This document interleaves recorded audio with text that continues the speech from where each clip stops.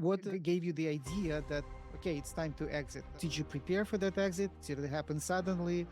How did that happen to be for you? The company was about 4 years old when I joined it. It was still very much a startup. We were really working the angles. And it was reaching a point where it was getting big enough that it had a lot of growing pains.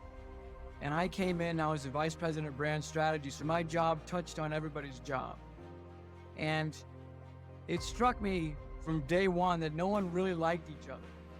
The VP of sales didn't like me because I was in his face with brand stuff. And one day we sat down with the president of the company, and he said, we have some interest from an international truck and engine corporation to buy our business. If we make this transaction, everyone in this room has a chance to make a lot of money. So we got 2 weeks before we do our pitch.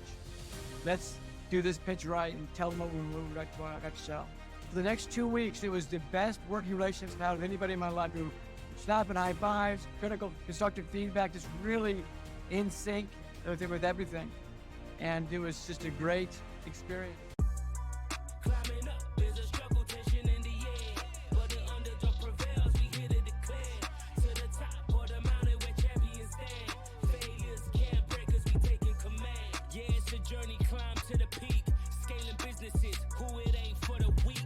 Growth is the game, we play it real tall. From the bottom to the summit, we rise, never fall. Interview the legends, success stories told. Risepreneurs, hearts made of gold. Strategies unfold, in the struggle grace.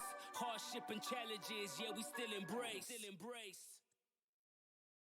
Welcome back, everyone, to another episode of the Risepreneur. And today we have a special guest, Mike Moyer, who is a serial entrepreneur, also held positions as multiple positions as a senior marketing officer. And at the same time, he's an author of 8 books, basically making it easier for entrepreneurs to go through their journeys. And at the same time, he's a professor teaching students entrepreneurship. Mike, introduce yourself.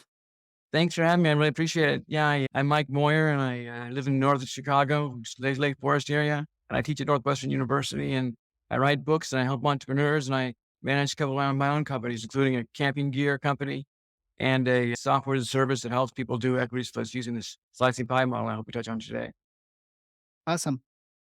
Mike, before we dive in deeper into slicing pie and how it assists entrepreneurs in their journeys, can we go back in time and talk a little bit about your journey, how you got started, your childhood? When was the first attempts getting into the entrepreneurial world, or you always had it from the beginning? Like a lot of people, I had the startup bug early on. I used to play business when I was a kid. But the real first taste of entrepreneurship was when I was raising rabbits. And I used to want to be a veterinarian. I had a bunch of pets, and I had rabbits and geese and pigeons. And I kept trying to breed my rabbits, and it never worked. I couldn't get them to have any babies. Then one day, 2 of our rabbits had 25 baby rabbits.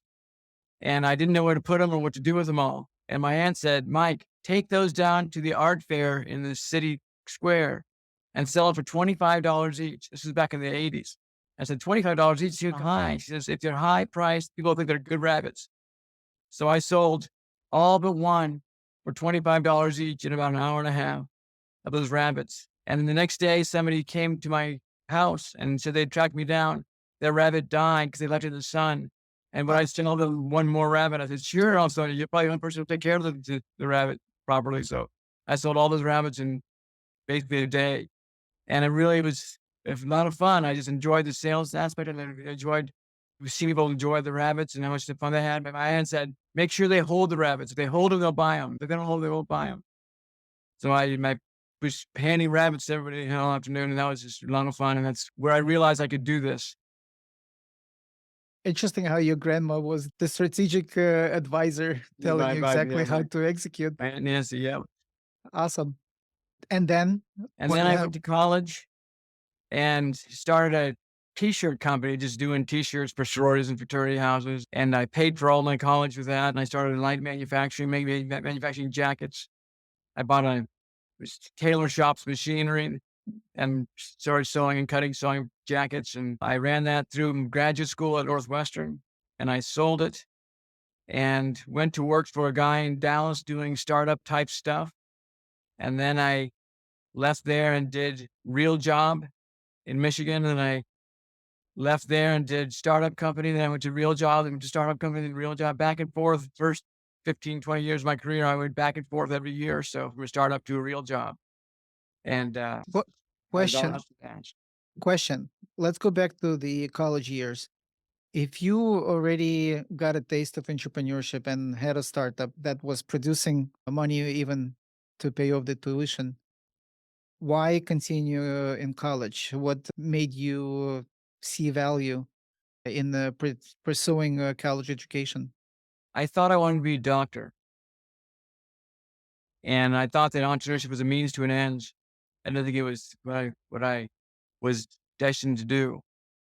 And so I loved it, and it was something I liked, but I didn't think I was destined to do it. I just think I could do it. And I made decent money with my startup, but it wasn't retirement money. It wasn't huge money. It was paid for college money, paid for Hmm. graduate school money. So it wasn't a Broadway success. I did sell it and did make a little bit of money on it, but and then I returned to entrepreneurship with some of that money. But I knew the college. I actually went back twice to visit graduate school. I went to Northwestern for graduate school and went to the University of Chicago for an MBA. So, at what point the idea of becoming a doctor shifted? Because I think you went for communication as your major, right? And then you graduated in communication and then went to business side of The things. dreams of being a doctor were starting when I couldn't make very good grades in college. I see. Terrible grades in college. So my parents wanted, the reason I paid for it myself is because my parents decided they didn't want to pay for it anymore if I wasn't going to apply myself. So they told me to come home and get a job. And the job I would have gotten was a good job printing T-shirts. So I knew that business a little bit. So that's why I started doing my own thing. But there was some failure academically with my medical school end. I see. So while working at what you call real job, on the side, you basically always had some kind of side gig. Did you do it simultaneously, or you would just stop completely and focus on one, and then stop completely and shift? Did you manage both at the same time? What was Sort of. that lifestyle? I thought about starting companies when I was working real jobs. I always thought about doing a side hustle or something on the side. Even though I was doing startups, I thought about doing startups. So it's always been on my mind. I have way too many ideas. I'm typical ADHD entrepreneur. I've always got ideas. My first real job, after I graduated from Northwestern, I sold my business and I made a little bit of money. Not a lot of money, but nice for a kid my age. And I got married and I had a baby and I bought a house and I started a new company and I spent all of my money on the new company, all of it, and went out of business. So here was my wife thinking she married someone who was stable. She had no intention of working. She wanted to be a stay-at-home mom. And that's what I wanted too. And I lost all my money and I had a mortgage to pay and a baby to take care of and a wife to take care of. And I joined another startup right after on the heels of that. And I made all my money back and then some in less than a year with an exit we had. So I've had the ups and downs for sure, and it's been doing the startup world. And it's funny, my daughter's looking for colleges right now, and she mentioned her interest in studying entrepreneurship. And I was like, hey, that sounds great. Study entrepreneurship. And my wife took me to the side and said, don't encourage her. It's so hard to make money as an entrepreneur. Don't encourage her. But we would not exchange it for anything else. Yes, it's hard. It's not easy. And that's the life of the entrepreneur, right? You go up, then you lose it all, maybe even more, but then you regroup and get even higher, fall again and get higher and keep on climbing, keep on climbing. Yeah. No finish line, like they say. Yeah. Interesting. So, what are I don't know any entrepreneur who didn't fail, right? So, myself as well, included, and no exceptions, failed many times miserably. In your case, what was the biggest, most challenging downfall that you had, and how did you regroup? That one was the big one, was it was a big one. And a few years later, I started a business. After I came off the heel end of that next startup, I joined a new startup. It was called capex.com, and it was a successful business. And we sold it a few years ago and it was successful, but I left early on. About 2 years in, I left the company. It took us about 10 years to sell it. And my partner, who was more experienced than I was, had gotten everyone to sign a stock purchase agreement, which vested our shares under certain circumstances if we left the company, but also gave him the right to buy some back. So I left, my shares fully vested. And 10 years later, before he sold the company for millions of dollars, he bought my shares back for virtually nothing. So Interesting. I got screwed. Is that how you get the slicing pie was That's the being born? origin. The origin of That's the slicing origin. pie was a rant against the machine. And I realized that just because I had signed the agreement and my lawyer had looked at it, and I was an intelligent person, I think, and I agreed to it, doesn't make it fair. I think that people think just because you sign something and agree to something, it makes it fair. But it's not the case. And we often are, we have to do what the agreement says, but that doesn't mean make it right or fair. And what you really do when you sign a bad agreement is you give someone a legal right to be a dick. And this guy was a dick, so he acted like a dick and he enforced his legal right to be a dick. So I learned a very powerful lesson from that.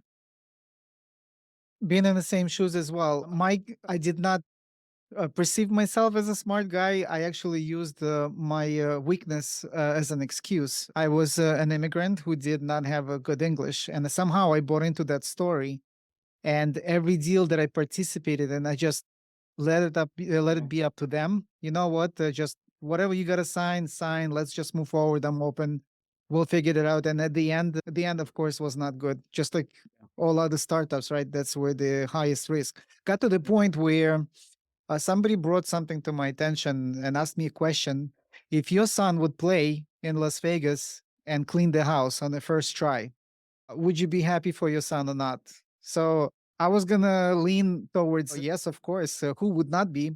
He said, whatever you want to say, it's gonna be wrong. As a matter of fact, you should not be happy for him because right now you at that moment you're validating that he can get away with luck. That kind of hit me, and at that moment, and it was only recently, right after over 20 years being in the entrepreneurship world, I got to the point where I'm exhausted with startups. My next stages of life probably would be going, not probably, for sure, would be going into something that already has a solid foundation, already has many years in business, take it and scale it from there. Uh, Startups is tough world. Then when you were holding, you said positions as a senior in marketing, what that world look like? I've been for these companies, everything from vacuum cleaners to motorhome chassis to fine wine to senior living communities to high tech stuff. The most fun job was managing the sort of marketing and sales side of wineries in California. I got to fly out to California once a month and spend 2 weeks in wine country. But I always try to get back to the startup world. I'm not cut out for corporate America. I can't relax. I can't concentrate very well on it. So I do well for my employers, I think, but I don't last very long. What are the biggest challenges in the corporate world as a senior executive? I think there's a general lack of risk taking, and there's a lot of pressure to find what works and stick with it rather than find what works and keep pushing to see what works next. I got a lot of pushback on new ideas and new technologies throughout my career. So, Maybe because I was focused so much on that, they wanted me to, do a little bit of reliable stuff. But so it sounds more like you're more on the creative side. You're a composer. You want to create, not necessarily comply to a certain structure framework. I don't like managing people. I don't like, the structure. I like creating the structure, I like creating the concepts, but I don't like implementing them and doing them. So That's I don't like to eat my own dog food. typical founders.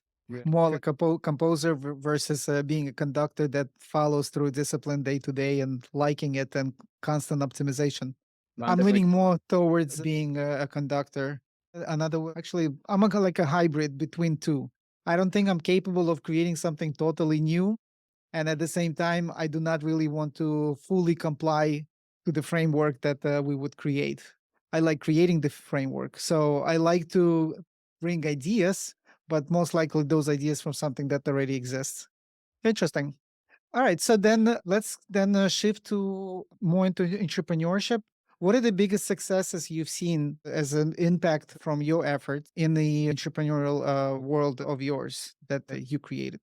I've had some nice exits. The motorhome chassis company was a nice exit. It didn't go on to great things. It's a company, it was about 2008, we sold that. Wait, before you go, how did you exit that one? Since it was a nice exit and we're all about sharing with our audience, that we don't just go and work. Ultimately, we're looking to exit. What gave you the idea that, okay, it's time to exit? Did you prepare for that exit? Did it happen suddenly? How did that happen to be for you? Well, the company was about 4 years old when I joined it. It was still very much a startup. We were really working the angles. And it was reaching a point where it was getting big enough that it had a lot of growing pains. And I came in, I was the vice president of brand strategy. So my job touched on everybody's job. And it struck me from day one that no one really liked each other.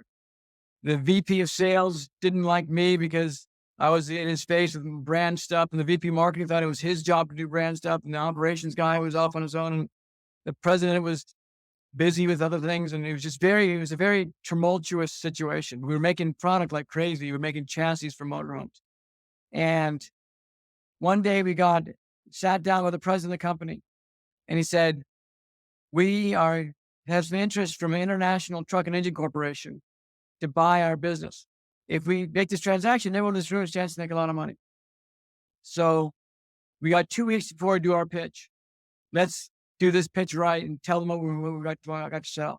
For the next 2 weeks, it was the best working relationships I've had with anybody in my life. We were slapping high fives, critical, constructive feedback, just really in sync with everything.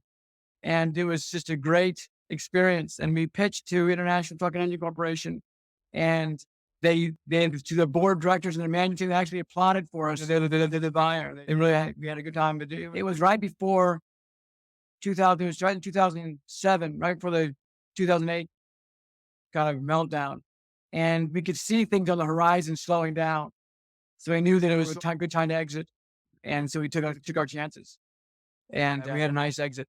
And it was an interesting experience there because I did okay. I wasn't there very long, but I vested my stock because of the vesting schedule. But there was a guy there who had been there since day one, who was a retired General Motors employee, and he made $5 million in the transaction. He was to be on his wildest dreams. Never thought he could make that much money, but he was absolutely irate because his co-founder, made over $380 million. So here was the guy who was wealthy and successful, but the way he experienced success was dampened by how his equity split was put in place. So here I did better than I thought I would because my equity split was unfair in my favor. And he did worse than he thought he was going to do because his equity split was not fair against him. So that equity split is the same theme in my life and many entrepreneurs' life. How we experience success is everything to do with how our equity split goes. Yeah. Wow. So two things I learned here. One is when everybody goes to their workplace, not just to participate and actually treat it as a sport, business as a sport, where we would all get aligned on the goal, right? Goal is to win. So when you had that pitch deck to prepare, all of you were aligned on the going to the same direction, and you were doing. yeah, then that's very interesting. And the second that I see that the opportunities are there, and opportunity will show up one day, right? They say it's definition of, I think Zig Ziglar said, the luck, success, right? It's when the opportunity meets preparation. So the opportunities are plenty. The question is, are you ready? So you with your team were able to come up with something that was music to their ears, right? So they went go ahead and actually funded the deal and move forward. Awesome, interesting. Thank you for sharing that, Mike. So let's dive into the workbook that you've put together, and I see how somehow not some. I see exactly why you just said it. You have more of a founder mindset. You're attracted to startups. You get probably maximum fulfillment working with startups, and all of your books that you wrote themed around startups. And one of the biggest one that is making a lot of impact is Slicing the Pie workbook, right? Can you tell us a little? Slicing Pie handbook, yeah. Can you tell us a little more about that? Slicing Pie is a formula for creating a perfectly fair equity split. One thing I realized in my career is that fairness is not a matter of opinions. It's a matter of facts. And facts in business are observable. Everything in business, everything is quantifiable. We can pay for anything. If I want to buy this mouse, I can find a price for this mouse. If I want to mail this letter, there's a price for mailing this letter. If I want to pay you to work for me, there's a price that I can pay you to work for me. You want your consulting rate. Everything is quantifiable. Because we can quantify everything, we don't have to guess what's fair and what's not fair. So typically in an equity split situation, people just guess. Most of you and I will start a business, we'll go on 50-50 because we're friends. We just guessed what the right number was. Or maybe you want to keep control of it, so you keep 51%, called the illusion of control.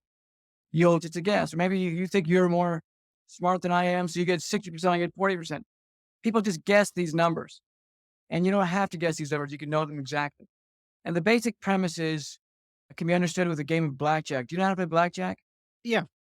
Let's pretend that you and I are going to play blackjack as a team, not as opponents, as a team. And we're going to split the winnings 50-50 because we're friends. Is that a deal of fist bump on it? Boom. You got it. So we agreed to 50-50. So we go to the table and we each put $1 on the same hand of blackjack. Now we don't know if we're going to win.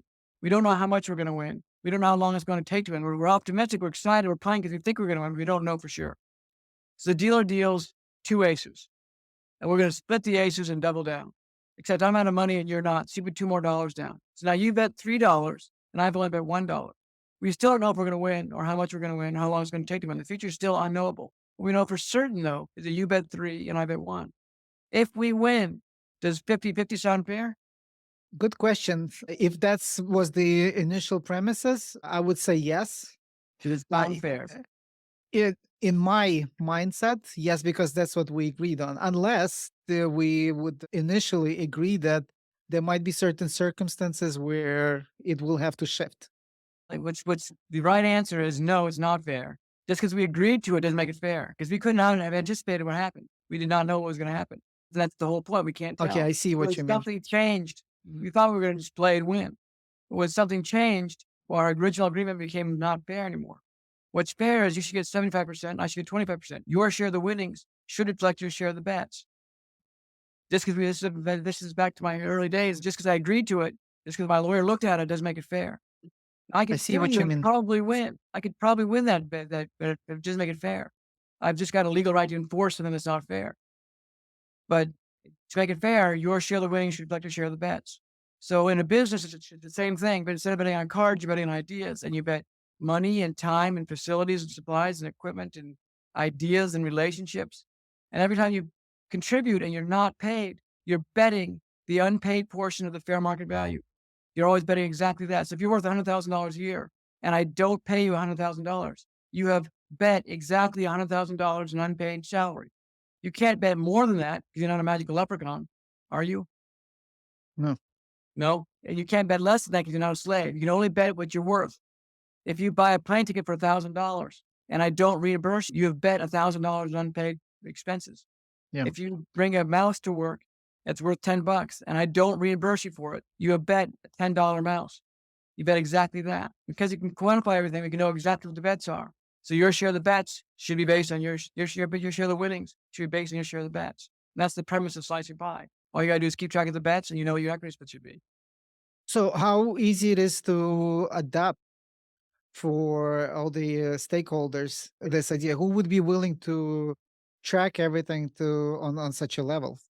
So most companies track payroll and expenses. There's nothing new here to track. It's something most companies are accustomed to doing. You go to a company and you get a paycheck, right?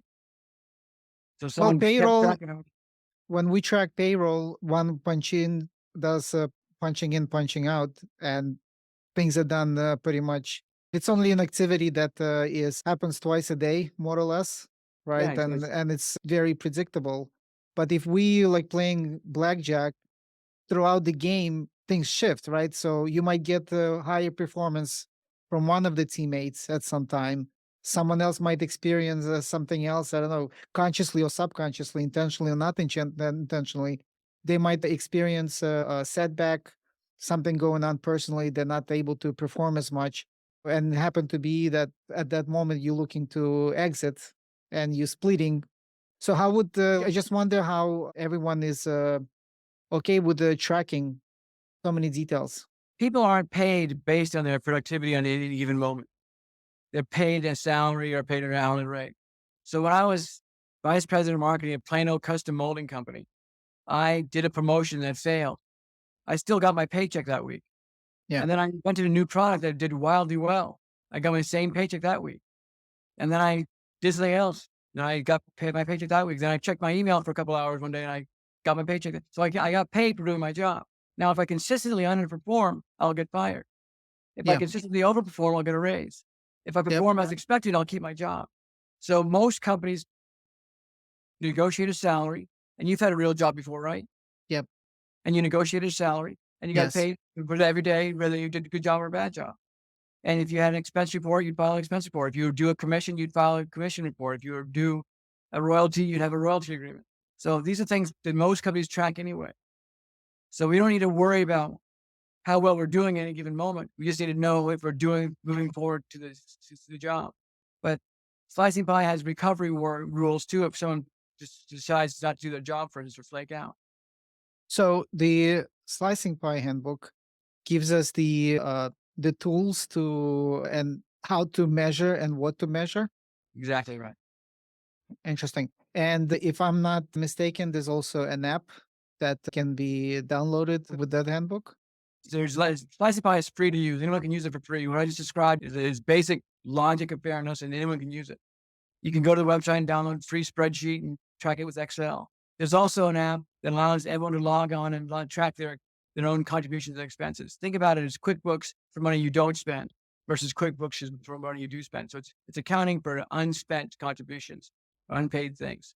So it'll tell you in real time what your equity split is. So as you add contributions, you can track it. I'm just trying to visualize and understand. Is it something similar to a PC doctor? The time tracking that log Totally. what apps you have open, how long you've been in those. No, it's not that specific because sometimes you pay people by the hour. Sometimes you just pay a salary. So if you and I were partners and we agreed to $100,000 salary each, then if we didn't pay that salary every 2 weeks, we would log a paycheck or it would be automated, for instance. But if we're a consultant, we might bill by the hour. You track whatever level of granularity you're comfortable with. Is it something that each individual logs manually, or system somehow does it for them? Both. Let's say we're each worth $120,000, and every month it would automatically log $10,000 in unpaid salary. If we paid ourselves, then we would subtract what we paid ourselves. So if I paid you $5,000 of your $10,000, and you're only betting $5,000, you're getting paid $5,000. If I pay you in full, then you don't deserve any equity, right? You just get a Yep. job. I pay you full salary. I have Yeah, people work for me. I pay their salary. They're happy with it. They know what I do. There's no secret here. But I pay them in full, so they don't take equity, which is fine with them. And that's the Interesting. beauty of it, because as you start generating revenue or raising money, then you can start paying people, and the pie naturally stops accumulating bets, and then it freezes, and then that's your split. Okay, and that works all the way until you exit. You basically maintain it.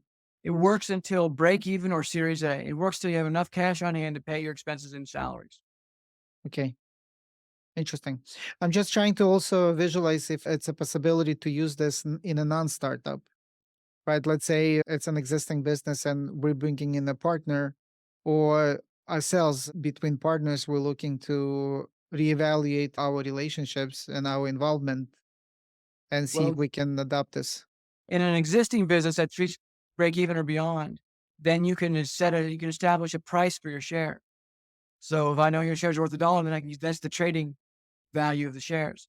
During the startup bootstrap stage, there's no trading value. It's worth zero. Your startup's worth zero when you're bootstrapping. So you need slicing pie for the early days. So What about the future potential? Let's say you have a teammate takes a management position, they might take lower salary and they earn their right to own stake of the company, like stock options or the actual shares of the company. you could calculate the number of shares they get based on the price of the share. So if the shares are $5 each, and they want to give me $50,000, they could give me 1,000 or 10,000 shares. Okay, I see. But in a startup, you can't calculate that because it's all worth zero. Yeah.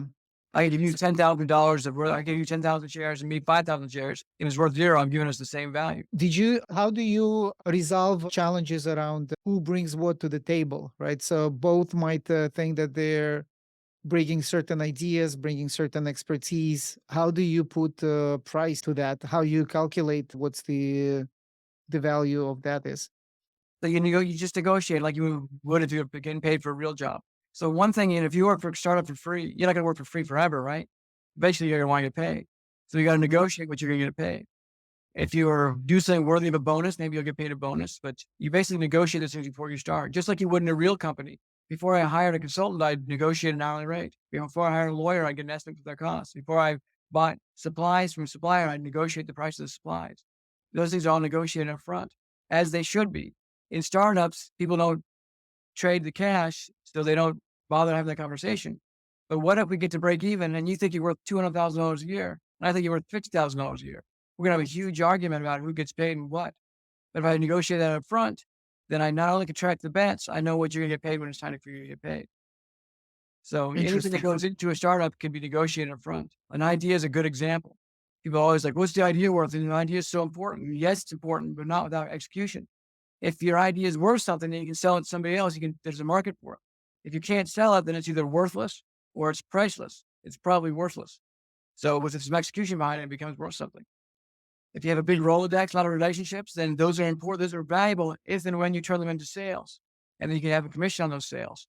And so you negotiate a commission up front, and then I either pay your commission and we're square up, or I don't pay your commission, it's treated as a bet. Everything is quantifiable.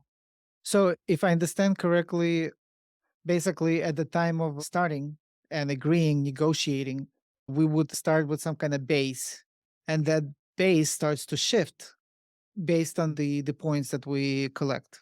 That our base is zero. So we each negotiate our salary. Let's say you're worth $120,000 a year and I'm worth Mhm. $60,000 a year.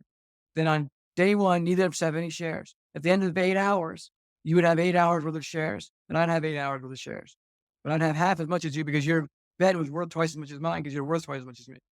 So you're starting from zero, that's your base, and then you Exactly. start to grow. So by the That's time you it. hit the break even or you get funded or whatever, at that moment you will know exactly what you're holding in terms of the hours that you. Okay, now Exactly. it's clear. Just like blackjack, or just counting bets. Let's chip. Now I got your system. I understand now. And Thank you once it for clicks, explaining. it's going to Yes, click. it clicked. It I clicked. tell Yes. I tell people there's 3 reasons you would not want to do this. The first reason is you don't get it. It sounds like you just got it. Once it clicks, you'll get it and it'll be obvious. It's an obvious Yes. model. The second reason someone wouldn't want to use it is they're not willing to learn it. And sometimes people are like, oh, I just want my 50%. I always say avoid those people. And the third reason someone wouldn't want to use it is because they do understand, but it's their intention to take advantage of it. And then people Yes. too. But once you get it, it's a logical, obvious, unambiguous solution to the problem. Wow. Now that I see what you have, I don't know why would anybody want to avoid using it unless, like you said, they want to take advantage. Don't take advantage. It sounds too good to be true, but it's just basic logic of fairness. I didn't invent fairness. I just described it to the business world. Interesting. I would love to download it and actually see what the interface looks like and what things are you collecting and how my curiosity would be around the performance, right? Let's say it happens, right? There's arguments, there's assumptions, and then there is also lack of performance Yeah. intentionally or not intentionally, causing fires, constant fires, not learning from those. And Yeah. so So I there's wonder how your handbook basically has a protocol to deal with that. there's a new book called Will Work for Pi that describes performance management in context of slicing pie in detail. Because slicing pie does not replace good management. You still have to be a good manager. But the Will Work for Pi book describes it. There's 4 reasons why someone can leave a company. They can be fired for cause, meaning they did something so negligent it's clear they should be fired, or they didn't do their job, they had a performance issue. In that case, it's warning, warning, fired. You got to give someone a chance to recover their behavior before you fire them. Or you can fire them with no cause. You just fire them one day. You're fired. I can do that. It's perfectly legal. Or you can resign for good reason. Resigning for good reason means the company made promises that it didn't keep. So I might say, you're going to get salary in 6 months. 6 months comes around, there's no salary, and you have good reason to resign. Or you're based in Daytona, Florida, pack your bags, we're moving to Seattle. You get on the airplane, not what you signed up for, so you have good reason to resign. Or you can resign for your own reasons. You can resign for what's called no good reason. You just didn't want to work there anymore. So if you walk away from the company or you get fired from the company for good reason, you're walking away from your bet. So you lose your bet, as you should. So if you're a solo entrepreneur and you walk away, what happens? You lose everything, right? Yes, you do. So the And same I'm just happens with the wondering now, would that be fair to the Yes, because individual if it's for a good reason? you walk away from your bet. Now, if you resign for good reason Okay. or you're fired for no good reason, your bet stays on the table and you'll be reflected in the final equity count when it happens. So your bet stays on there. So I Mhm. can't push you out and take your equity like my partner did. My partners pushed me out and took my equity back. That wasn't fair. I had made a I commitment. see. I did a good thing. But if I had walked away from the business, just like walking away from solo entrepreneurship, if I just walked away, I would lose my bets. Yes. Now, there's a caveat. I got to pay the cash back if I produce some investors in cash. For the most part, if you walk away from your bet, you lose everything. So we need those penalties in place, those consequences to keep people aligned. If you want to play this game and receive benefit, don't quit. Don't get fired. Do your job. So Yes, it always agreed. aligns in it. This is fascinating. What other cool examples like this one you can bring to make everybody aware of how fair this is? Well, in the Will for Pie book, I outline a process for being as objective as possible for reasons to fire somebody. So you want to set corporate goals, where you're all headed. You want to set individual goals, what my part of that journey is. And you want to set milestones, which is your part of my goal. So let's say my job is to finish the website. Well, your milestone is to give me the specifications to the website, or your milestone is to give me the copyright for the website. Or your milestone is to give me the requirements. So I need those in advance. So if you miss your milestone, my goal is at risk of being missed. And if I miss my goals, our corporate goals are going to be missed. So a milestone is an early warning system that things are going to be go south. So when I miss a milestone, that's a warning. When I miss a milestone again, that's warning number 2. So that's the performance that's built into the system. So everyone can agree and buy into their responsibilities in the startup. And when I start missing milestones, I get a really early peek into the future of someone not doing their job. Plus, if you're missing milestones and I know it, I put peer pressure on you to perform. So the management starts falling into place. And if I know the consequence is losing my equity, you bet I'm gonna work hard unless I don't care. If I don't care, then who cares about my equity? If I don't care about the business, I'll just walk away. Then I don't feel bad for losing the equity anyway because I didn't care about it in the first place. If I'd cared about it, I would have done my job. Interesting. Made me think of again, how can this also be adapted in a business that's already went beyond breaking even, right? So the what came to mind is most of the businesses do not have this in place and usually have the following setup. I'll give you an example. I like bringing this example. You go into a store, supermarket to buy a pint of ice cream. You give $5 and you're getting that pint of ice cream. You know exactly what you gave and you exactly what you got back, right? In a working environment, whether it's a startup or not, we do not have this in place. Some owners actually do track their financials and they know exactly what they gave, right? If I'm paying somebody $5,000 a month and they work 20 days, I know I'm paying them $250 per day, right? I know exactly what I gave, but do I know exactly what I got back? Not necessarily. So I'm wonder if that level of transparency with the milestones that you were sharing could be also adapted to create some kind of tool that would help calculating and figuring these things out. Sure, goals and milestones should be part of any business. But the tracking method, we were talking about tracking earlier. If I track on a daily basis what I contributed, then I put my notes in there. Then when it comes to due diligence, I'll be able to see exactly what was done during that time. One of my favorite examples was a guy who complained to me that he wasn't getting any sales. He had no sales. So we looked at his log and he had no time spent on sales, none, no sales time at all. So he stopped doing development and started doing sales, and lo only got sales.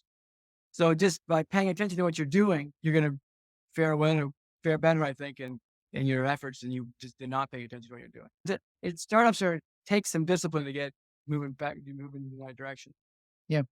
I mean, even you gave perfect example. I see this in many cases where there's a cash flow issue, and when you start to look closer, that they're actually reactive. They review things once a month, once a quarter. By then, it's too late. You lost the momentum, right?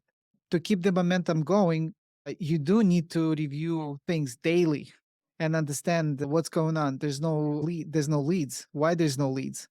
Maybe the campaign's paused. Maybe something happened. I don't know, targeting changed, or something happened with the campaign, and therefore the salesperson is not getting what they're supposed to get, and not wait until the month is over to look Right. at the numbers and be reactive again.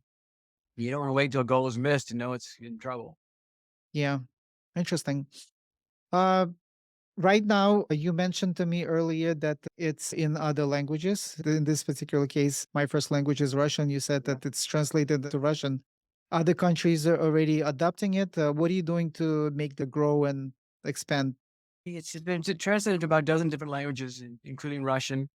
And I'm going to Barcelona, Spain next month to launch the Spanish version of the book. It's also been one of the most unique ones. It's been translated into Persian. There's a slicing pie group in Iran. So any culture, any economic system, anywhere in the world, any business, this is a universal system for. My job is just to get people on board with how it works. Once it clicks, then it'll seem obvious. And you can do investment this way. You can do startups this way. You can go do multiple partnerships. It's just really easy to get people in and out. You don't even have to be friends with someone. You don't have to know someone. One of my favorite examples of a startup company starting with slicing pie was a guy who met another guy on Reddit, and they started working together under slicing pie, having never met each other. It was 6 months before they met in person, and they're still going strong today.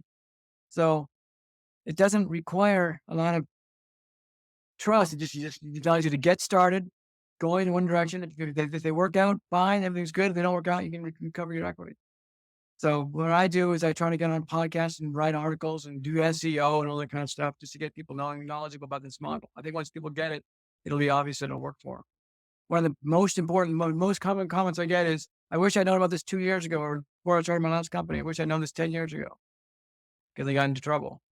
It sounds like this also could be embraced by the investors, right? Especially at the early stage when they see, I don't know if the system provides reporting for somebody who can look at their high level and say what looks like the team that's involved in this putting in all the effort, and you can see how everybody's contributing because it's so Yeah. detailed. You can definitely see it. And that's one of the nice things about it. I call it, there's three types of investors. There are people who contribute their time and money in exchange for equity. I call them grunts. Some people call this the grunt fund and slicing pie. There are people who invest their own money in amounts that are too small to fund your operation. Those are called angel investors or mom and dad. And then there are people who invest other people's money in amounts that are large enough to fund your operation. They're called VCs or professional investors. VCs don't care about slicing pie because they get there when the pie closes, when the pie freezes. Angel investors should get a convertible note. But other investors who are investing in the pie, like for instance, let's say I start a pie fund, I can invest in startups on an as needed basis. So instead of giving chunks of cash to people, I can just invest by paying their bills. And as long as the team is moving forward, I can continue to pay their bills. If they stop moving forward or stop performing, I can stop paying their bills and I have no more exposure. So it always balances. It always treats me right if I stop or continue investing. So there's record keeping that makes it really easy. Interesting. Does it also, so it's strictly on the tracking of the those points? Did you, since you wrote a bunch of books from different angles, uh, did you see a change that you created where you saw a tremendous jump on certain, I don't know, business inventions, models, like any of the success stories that you can share? The first slicing pie book was called Slicing Pie. And the first draft of that book was a hacker's guide to startups, equity splits. It was the intent of being able to move and change things as you saw fit. And as I got more familiar with how the model worked in the early days, I came to realize that the model is not flexible. It's very rigid. It's just like in blackjack, what's on the table is what's on the table. You can't say your chips were worth more than my chips and my chips were worth less than your chips, other than the absolute value. So over time, as people use the model, I became more and more strict on describing the model as cleanly as possible because I didn't want there to be. I'm not sure this answers your question directly. But the point is that slicing pie is what it is. It won't impact your success necessarily. It'll impact how you experience success or don't experience success. Just like the guy who made $5 million, he experienced success in a horrible way because he felt he got screwed, even though he made a lot of money. It's how you experience success. Slicing pies ensures that the way you experience success will be exactly how you deserve to experience success. You'll never get more and never get less. It's impossible to break the model. You can't game it. You can't cheat it. All you can do is get what you deserve. In other words, it could care less about the outcome. It worries about the effort on the quantity quality side. That as long as you delivered those, you accumulated those points. Right. and to give you what you If you deserve. suck, you lose it all because you get fired. If you don't suck, you keep your job. Awesome. It doesn't care what the outcome. It doesn't cause success. It just reflects and gives you what you deserve for success. And startups are notorious. Founders are, I got to keep 51% for myself. We're going to give you 2% because everyone was, you don't create value in the beginning. You create value over time. And it's nice to find tracks when people are contributing with embedded. Yeah, I wish I came across your handbook earlier. Yeah. And even now, recently, I just got into a partnership and we went 50-50 in it, Yeah. right? So, just like you said, it's typical what the people are doing. There's a chapter called retrofits, which will help you unwind that. Awesome. I'm going to get it. I'm going to take a look and provide you feedback. Good. Um, Not to steer you away from your passion and how you position yourself, did you think about creating something similar that would benefit businesses that's already well established, maybe reach a plateau and looking to make that breakthrough? They got stuck, and let's say they're bringing in investors, growth fund to, or they want to promote somebody to help take business to the next level, or bringing a new partner, anything that would help the business in that position Yeah. to keep things fair. So that's what Will Work for Pi is about. It's about providing those incentives. And so it just provides a structure for managing performance and providing incentives. One thing that people often, I think, make a mistake on is thinking that equity is a motivator. Equity award grants don't motivate people. They reflect motivation. Do you own any stock in the public markets? And not at this point. So if you did, let's say you own Apple Computer stock. The only Yes. reason you would buy Apple Computer stock is if you believed in Apple Computer, right? Yes. If you didn't believe in Apple Computer, you wouldn't buy stock. Now, if I gave you stock, you'd take it, right? Yes. That would mean that it wouldn't motivate you to buy more Apple computers or start promoting Apple No, computers. it would So not. equity reflects motivation. So when you give people the choice of taking equity or current compensation, then you identify who believes in you. So if you have a bonus program in place and you say you just earned a $10,000 bonus, you can take the cash or you can take equity. Now, if you believe in the business, you'll take equity every time. If you Yeah. don't believe in the business, it doesn't mean you're a bad employee. It means you don't believe in the business the way other people do. So I always want to encourage people to give bonuses and do performance management and give people the option of reinvesting what they would have made into the business just to help you tell who really cares. Again, it doesn't mean you're a bad employee. It just means you don't believe in the business. And I want to know who believes in my business. This is awesome test to give equity or give them an option to choose cash. It makes it so obvious if they're choosing cash, you got to go and reflect. Why would in a world they would not pick the equity, right? If they're peak performer and they believe in the vision and you believe they're aligned with how you think, see things and do things, and they believe in the service that the value that it's producing for the marketplace. Interesting. I often do that. I often do a thought exercise with people about equity. People in startups think that equity is compensation. Equity is not compensation. It's a reflection and belief that the company's going to go somewhere. And then, so you will exchange your compensation for equity. But if you owned Apple computer shares and you went to work for Apple and the first day of work, they said, hey, guess what? We learned you own equity in Apple, so we're not going to pay your salary. You'd say, hell no, that doesn't make any sense. So the equity is totally separate from your compensation. If you can start breaking this apart, you'll see the equity is not compensation. It's a reflection of motivation. It's a belief. It represents belief in businesses. All equity represents belief in business. Maybe I did not grow to that level or did not deal with companies of that caliber to give away equity. I'm a strong believer in at the giving compensation as cash, And then right? all that. So people can have a choice of what they want to acquire and not decide that for them. But that's an interesting thought to position it that way. The only reason a startup uses equity is because people think it might fail. If you didn't think your business was going to fail, you wouldn't use any equity. Equity is spreading the risk out. If I knew it was going to succeed, then I'd eat ramen noodles, I'd mortgage my house, and I'd sell my cars, and I'd pay for everything.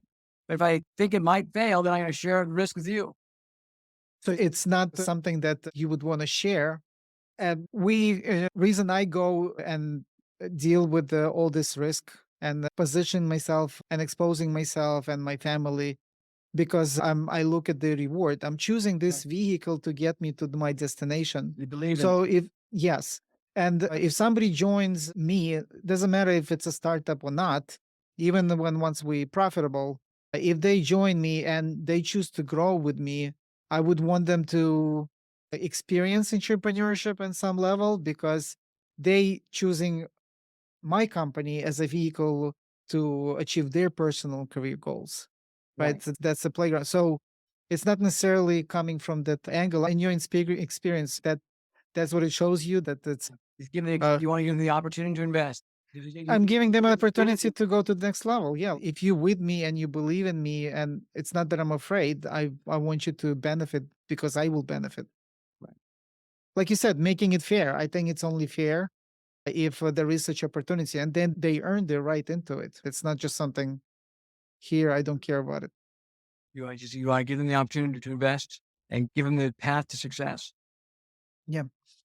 Right. Well, we'll take a look. I'll dive in deep and for sure provide you feedback. Maybe Right. bring you back for another episode and solve all those. Have you answer all the questions that I might come up with. I love this topic, so I'm happy to talk about it anytime. Awesome, Mike. Anything you want to say in the final words? Just reach out to me at mikemoyer.com or slicingpie.com. I'm happy to answer questions. You can get a free copy, free sample of the book at slicingpie.com. And just Perfect. please, if you're listening and you're scratching your head, please take the time to learn it. Once you get it, it'll get it clicks. It'll be Yes. Got it. And we will include all the links in the description of this video. And I'll see you in the next episode, everyone. Thank you, Mike, again. thank you for having me. I appreciate it. Thank you.